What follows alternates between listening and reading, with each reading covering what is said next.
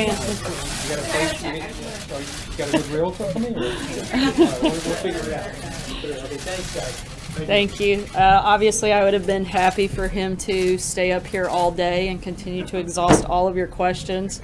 But one, I figure I probably should answer a couple today. And also, the president has an event here shortly, so I want to try to work through as many as I can. And with that, I'm actually going to start with Jeff Mason, since I believe it is maybe your last day and my first. So with that, Jeff, take it away. Can you talk just a little bit about how this will affect, this change will affect the press office, and can you speak a little bit for Sean about how he's feeling and how he took this news and how he made the decision to resign? I'm not going to speak for Sean in detail. I can say that he understood that the president wanted to bring in and add new people to the team, and Sean felt like it would be best for that team to be able to start with a totally clean slate. And I want to echo what Anthony says. I think it speaks volumes to who he is to be willing to do that and allow Anthony to come in with a brand new starting place. And I think he's served the president loyally and admirably. He's going to continue to stay on for the next several weeks through the transition, and I'm sure he'll be happy to answer some of those questions directly. Hey, Sarah, first of all, congratulations on the job. Can you clarify where the president stands on the issue of pardons? Is he considering pardons for figures in the Russia investigation, and does the president believe that he has the power to pardon himself? Look, I'd refer you to the comments that have already been made by the outside counsel in terms of their actions. The president maintains pardon powers like any president would, but there are no announcements or planned announcements on that front whatsoever. Is that the power to pardon himself? Does he believe that he has the power to pardon himself? Like I said, I don't have anything to add beyond what the outside counsel has already stated on that front. In his interview with the New York Times, he raised questions about Robert Mueller. Does he endorse his legal team's efforts to undermine Robert Mueller's credibility? Again, the president has absolutely nothing to do with any of the allegations that are being made. I think he's maintained that, and he wants them to complete their process as quickly as possible so that we can move on from the ridiculousness of all things Russia and Russia fever. But to the question that I asked, does he endorse his legal team's efforts to undermine the credibility of the special counsel? I'm not aware of those details, and that's something you would have to ask. That's something you would have to ask his legal team. I'm not part of that process, so I wouldn't be able to On answer healthcare, what does the president want the Senate to vote on next week? I think he wants to, as Mark Short stated earlier this week, and as we've repeated many times before, the president's preference is to repeal and replace Obamacare. And we haven't been shy or quiet about that, and those intentions have certainly not changed. John? How much arm twisting is going on vis-a-vis the health care bill? The Vice President had a lot of conservative groups over today. Those conservative groups announced that they will actually be scoring votes next week on the motion to proceed, which I believe is unprecedented. I don't think anyone here has made a secret that this is a big priority and that Congress should do what they've been talking about for the last 7 years. It's time for them to get in there and repeal and replace Obamacare. And these groups recognize that. Their constituency that support the groups that they have certainly recognize that. And they're supporting the mission of their organizations and pushing and putting pressure on members to get the job done. Nothing beyond that. Something too, but just about the organizational structure now that Anthony's come in. The press secretary and the comms secretary used to be pretty much co-equal, reported to the chief of staff. Will it remain that way? Because there was some move toward making the communications director sort of a deputy chief of staff, and then the press secretary and the comms director would report to that person. So do you still report to Reince, or do you report to Anthony? I think that Anthony said it better than I can in this capacity, as we plan to work together as a team. And certainly our goal is to work together to promote the president's agenda, and to do that not just with the two of us, but the entire press comms office, as well as the entire White House staff. Do you report to him, or do you report to Reince? We all serve at the pleasure of the president. Callie? Questions for you. Number one, when you talk about, there were some comments made by a senior administration official this morning on television talking about the motivations of people who are part of Bob Mueller's special counsel investigation.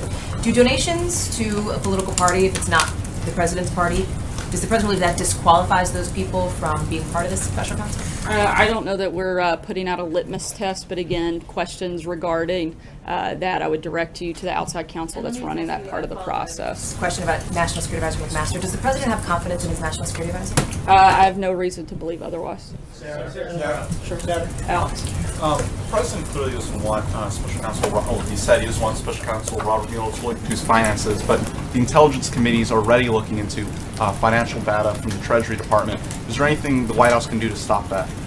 Look, again, the president's point is that he doesn't want the special counsel to move beyond the scope and outside of its mission. And the president's been very clear, as have his accountants and team, that he has no financial dealings with Russia. And so I think we've been extremely clear on that. Blake. Last time when it became apparent in the House, the first go around on the healthcare bill there, that it was going to fail, it was pulled at the last minute, within the last hour or two.